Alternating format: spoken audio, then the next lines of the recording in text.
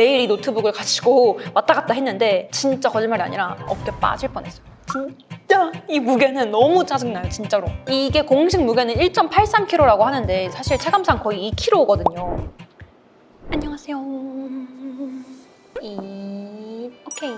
민성입니다. 벌써 이 영상이 올라갈 때쯤이면 2월이겠죠? 이제 다음 달 3월이면 대한민국의 학생이라면 모두가 중딩이든 고딩이든 유딩이든 대딩이든 다 개강을 하는 달이잖아요. 많은 분들이 꾸준히 예전부터 민성님, 제가 이제 대학교에 입학하는데 무슨 노트북을 사야 할까요? 아니면 제가 이제 고등학교 들어가는데 어떤 노트북을 사야 할까요? 이런 질문을 되게 많이 하시더라고요. 물론 제가 한 2년 전쯤에 영상을 찍어 놓은 것도 있지만 그래도 시간이 많이 지났으니까 오늘은 좀 더 리뉴얼된 버전으로 새학기 노트북 고르는 꿀팁 바로 시작해 보겠습니다.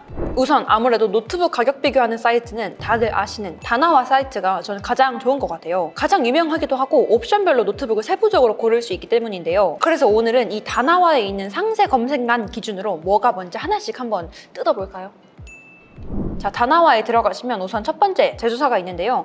삼성과 LG는 말을 안 해도 아시죠? 가장 대표적인 만큼 주위에서 또 가장 흔하게 볼 수 있는 노트북 제조사인데 유명한 데는 다 이유가 있는 법입니다. 다만 이 삼성과 LG 이 두 제품의 유일한 단점은 다른 제품보다 상대적으로 고가에 속해요. 그리고 그 옆에는 에이수스랑 레노버도 있는데요. 사실 몇 년 전까지만 해도 이 두 브랜드는 국내에서 그렇게 흔하게 보진 못했는데 최근 들어서 주위에 보면 에이수스랑 레노버 노트북 사용하시는 분들도 진짜 많이 늘어났어요. 개인적으로 레노버는 진짜 킹성비라고 생각하는데 레노버 광고 아닙니다. 삼성이나 LG보다 훨씬 저렴한데 스펙도 잘 비교해보면 그렇게 떨어지는 게 아니고 오히려 삼성이나 LG보다 스펙이 더 좋은 제품도 있어요. 다만 스펙이 좋다고 무조건 성능이 좋은 건 또 아닙니다. 부품 간 최적화나 노트북 구조는 또 다른 문제이기 때문에 부품은 좋은데 전반적인 성능은 또 떨어지는 경우도 있어요. 그래서 괜히 삼성, LG, 애플 쓰나 봐요. 다만 에이수스는 대만, 레노버는 중국 브랜드라서 해외 제조사이다 보니까 AS가 국내 브랜드인 삼성이나 LG보다는 좀 많이 어렵다라는 점이 단점으로 꼽을 수 있을 것 같습니다. 자, 그럼 그 밑에 CPU, 이제 브랜드를 골랐으면 노트북의 성능을 고를 차례인데요. 아무래도 CPU, 램 이런 게 뭐가 뭔지 헷갈리시죠? CPU는 한마디로 컴퓨터의 두뇌라고 생각하시면 돼요. 브레인. 우리 몸도 뇌가 다치면 아무것도 못할 정도로 힘들어지잖아요. 그것처럼 CPU도 어떻게 보면 노트북에서 뇌의 역할을 할 정도로 가장 중요한 부분이라고 생각하시면 됩니다. 라이젠, 코어, 몇 세대 뭐가 너무 복잡하게 적혀 있는데 제가 진짜 쉽게 설명해 드릴게요. 우선 이 코어 i3랑 라이젠 3세대는 워드, PPT, 한글 같은 간단한 문서 작업을 하고 기본적인 웹서핑을 하기 딱 좋은 CPU예요. 진짜 가끔 컴공과 친구들이 이 CPU로 코딩을 하는 걸 봤는데 제가 직접 물어보니까 정말 대학교에서 학부 수준 교수님이 과제 내주고 그냥 조금 코딩하는 수준 정도의 코딩은 가능할지 몰라도 진짜 웹을 개발하거나 앱을 개발하거나 이런 코딩은 이 CPU로는 좀 불가하다고 합니다. 그래서 이런 CPU는 굳이 학과로 따지자면 저 같은 어문 계열 분들 아니면 문과생 분들 그러니까 코딩할 일이 많이 없고 팀플하고 과제할 때 문서 작업 그리고 웹서핑만 잘 되면 된다 뭐 성능 그렇게 크게 그렇게 기대 안 한다 하시는 분들께 추천드릴게요. 그 다음은 이제 코어 i5랑 라이젠 5인데요. 이 두 CPU는 아까보다 한 단계 더 업그레이드된 중급형 모델이에요. 그래서 간단한 사진 편집이나 정말 간단한 영상 편집까지 무난히 돌아갑니다. i5는 중급형이라서 문서 작업 플러스 영화를 보거나 간단한 게임이 가능한 정도입니다. 그리고 그 다음엔 코어 i7과 라이젠 7부터는 정말 고급형 CPU라서 아까 말씀드린 개발하는 프로그램, 코딩이나 제가 많이 하는 영상 편집 이런 그래픽 작업을 하기 좋은 CPU입니다. 그래서 디자인학과 분들 아니면 그래픽, 영상 작업, 코딩, 개발 많이 하시는 분들이 많이 쓰시더라고요. 그리고 라이젠이랑 코어 옆에 몇 세대라고 적힌 이 세대는 그냥 숫자가 높을수록 최신 세대이고 최신 세대일수록 좋다고 생각하시면 편할 거예요.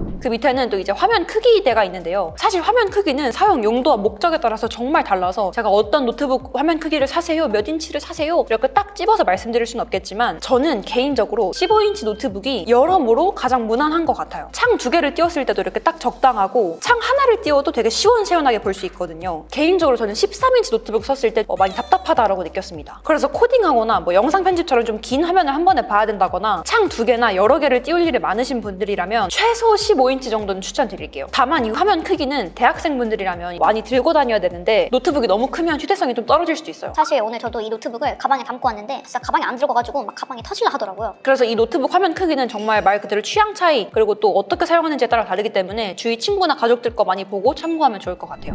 그 밑에는 메모리 즉 램인데요. 램은 다다익 램이라는 말 들어보셨죠? 안 들어봤다고요? 그럼 지금 들어봐요. 다다익 램이라는 말이 있는데요. 램은 그만큼 많으면 많을수록 크면 클수록 좋은 게 램입니다. 램은 우리 몸의 팔다리 같은 녀석이라고 생각하시면 되는데요. 팔다리가 많을수록 문어처럼 동시에 많은 작업을 할 수 있겠죠. 그래서 메모리라고 해서 단순히 저장 공간을 뜻한다기보다는 메모리 용량이 많을수록 작업 속도가 올라갑니다. 메모리 용량이 크면 아무래도 웹페이지를 빨리 불러올 수 있고 동시에 여러 파일 작업을 할 수 있고 용량이 큰 대용량 파일도 보다 빠르게 한 번에 불러올 수 있겠죠. 아무튼 용량이 클수록 좋은 게 메모리인데 최소 8기가는 추천을 드립니다. 친구가 4기가짜리 메모리를 쓰는 거 봤는데 창을 2개 이상 여러 개를 띄우기 시작하니까 노트북이 막 좀 정신을 많이 못 차리더라고요. 그래서 4기가는 너무 부족한 것 같고 또 32기가는 가끔 남는 경우도 있어서 최소 8이나 16을 추천하는데 그래도 16이 가장 좋은 것 같긴 해요.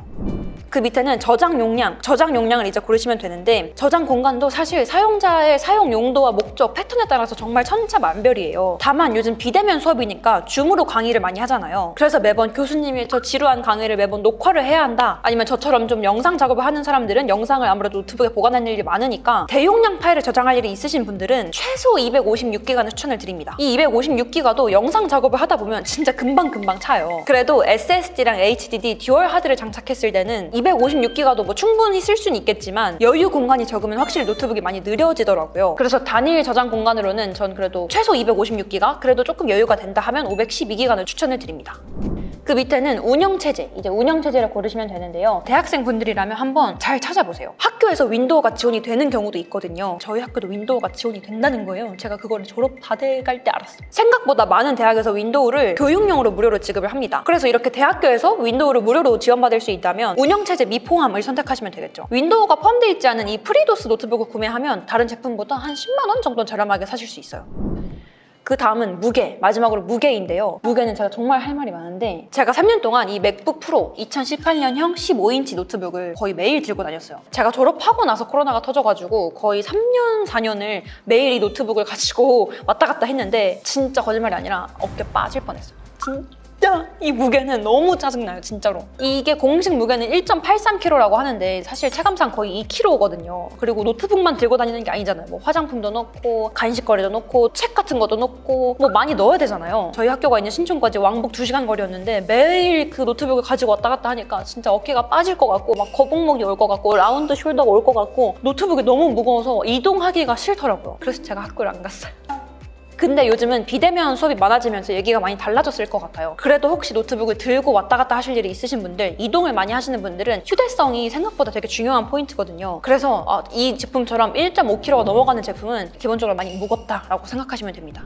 자, 그래서 결론을 말씀드릴게요. 결론은 컴퓨터에 대해서 잘 모르고 이것저것 공부하는 것도 일이다. 적당히 돈도 있어서 돈 쓸 의향도 있다. LG나 삼성을 가시는 게 좋아요. 다른 제품보다 비싼 건 사실이지만 그만큼 AS가 진짜 편하거든요. 그리고 저도 처음 알았는데 다나와에 특가 상품은 안 나온다고 하더라고요. 그래서 어떤 노트북을 살지 검색하실 때만 다나와를 참고하시면 좋을 것 같아요. 그래서 제가 제 주위 친구들한테도 많이 물어보고 제 4.5년의 대학 경험을 돌이켜본 결과 추천드리는 노트북 몇 가지가 있는데요. LG 그램은 뭐 워낙 대표적이라서 말할 것도 없고 삼성 갤럭시북 프로나 에이수스 젠북, 레노버 요가 슬림 7 프로 아니면 아이디어 패드 슬림 5 프로 이 제품들을 대표적으로 추천드립니다. 특히 이 레노버 요가랑 아이디어 패드는 진짜 디자인도 되게 깔끔하고 되게 웰 메이드다 라고 생각했어요. 그리고 제가 친구들한테 오늘 영상 찍으려고 야 대학교 때 노트북 뭐가 좋냐라고 물어보니까 델 인스피론 제품도 추천을 많이 하더라고요. 친구가 구매해서 몇 년째 영상 작업도 돌리고 가끔 코딩도 하고 있는데 뭐 고장나거나 버벅이지 않고 정말 잘 쓰고 있다 하니까 이 델 인스피론 제품도 한번 고려해보세요. 네, 오늘 이렇게 제가 맥북을 제외한 그래도 노트북 추천을 해드렸는데 대학생 때는 내 돈보다는 엄마 아빠의 도움을 받는 엄카 찬스 쓰는 게 많잖아요. 그래서 엄마한테 어떤 노트북 사달라고 하지? 이런 고민을 많이 했던 것 같은데 그런 분들한테 조금이라도 도움이 됐으면 좋겠습니다. 그럼 지금까지 민상이었습니다.